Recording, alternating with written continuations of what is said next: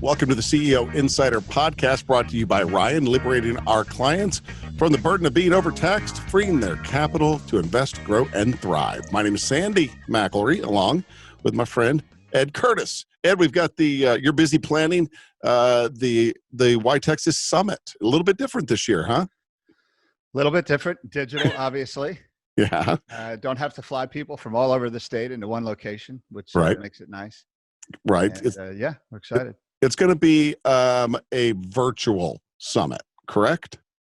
Yeah. So the idea for the summit is to, like we do every year, is to get executives from around the state, many of them new to Texas, to collaborate, learn about what's happening in other regions, recognize companies that have relocated their headquarters here, and share experiences. And this year is going to have a much more of an angle towards thought leadership and a regional focus on what are the challenges that, say, San Antonio is facing, opposed to Houston and Dallas, and really more of a forward-looking approach to the future of Texas.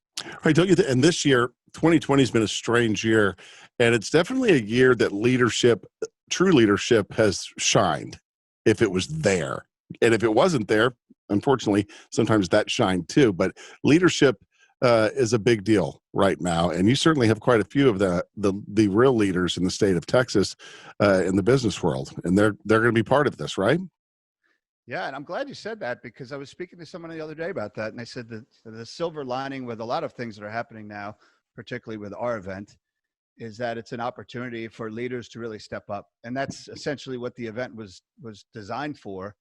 But some of the people we're getting a hold of, and some of the people that want to share their stories, I don't think we would have gotten to fly up to Dallas this year. So we're excited. We're going to have some pretty interesting guests that will join us virtually, which will be good. Right. It's funny how if you actually look for the silver lining, it's there, right? That's right. And this one, it's some people that you may not have been able to attend. Now they can. That's great. Yeah. Well, the idea has always been, like I said, to get people from all over Texas in one spot to talk about what they're doing. Texas is a big state, and the four major regions in Texas have GDPs bigger than most states. Right. So to get them all in one spot to talk collectively about how the state can move forward is a huge challenge, especially if you want people that have elevated titles that are leading companies. So again, virtually, a lot of them are sitting in their homes still. They're much more open to sharing that experience. And of course, like you said, there are a lot of challenges that we're facing, but I can tell you the consensus is the future. They're very the positive outlook on the future. Well, I think you have to be right now. I mean, with everything going on in the world, you can certainly, if you want to get down and roll around and all the bad stuff, you can. But I think you and I are a lot alike, and you got to just keep looking forward and just keep doing the best you can. Yeah, and that's what's refreshing about dealing with the people we're dealing with, is they're all looking at it in a positive light, and they have to, because they're leading companies hopefully out of a difficult situation. And it's interesting too to see how each region is approaching it, because we've had CEOs on this podcast from Houston and San Antonio and Dallas and Austin, and we read the papers. They're all approaching it differently. You had mentioned this in other podcasts. San Antonio, big hospitality town. Obviously, that's hitting them big, but they're making huge investments in progress in cybersecurity and an educated workforce that's going to be living in San Antonio, doing a lot of work with the Army Futures Command, which is only an hour away. So a lot of good things, a lot of positive things we're excited to be discussing at the summit. Right. And one of those things, and have you heard much talk with the different people that you talk to about commercial real estate? And because everyone, you know what I'm saying? It seems like people are, may not be coming back to the office. I don't think offices will ever be as full as they were earlier this year. Yeah, I agree. I mean, we're getting mixed messages, but if you speak to investors, they're all being very proactive in repurposing their facility. We're hoping to get Ross Perot Jr. on. We're going to definitely be spotlighting Alliance, Texas, and what's happening out in Fort Worth. We were out there at the Circle T Ranch about a year and a half ago, major progress going on out there with Uber Elevate and the BNSF Railroad and Amazon, their big distribution center out there. So I think some of these conversations that we're having related to commercial real estate is going to be around, again, if you're an investor, how do you repurpose it? So if it is an office, do we make it larger? Do we make it smaller? Do we allow our tenants to sublease? Things like that.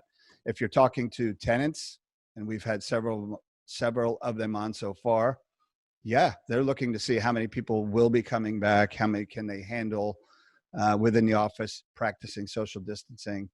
It's going to be an interesting conversation, but I think it's going to be depending on who you're talking to. Yeah. Going back to the summit, you know what we didn't do, Ed, is we didn't say when it is. Oh, wow. Yeah. Well, here's the good thing about the summit, though. It's on September 24th this year. We don't have the exact times of when we're going to shoot it. But the other great thing I think about a virtual event is that it lives on. Mm-hmm. And there's some interesting stats that I'm learning about hosting a virtual event.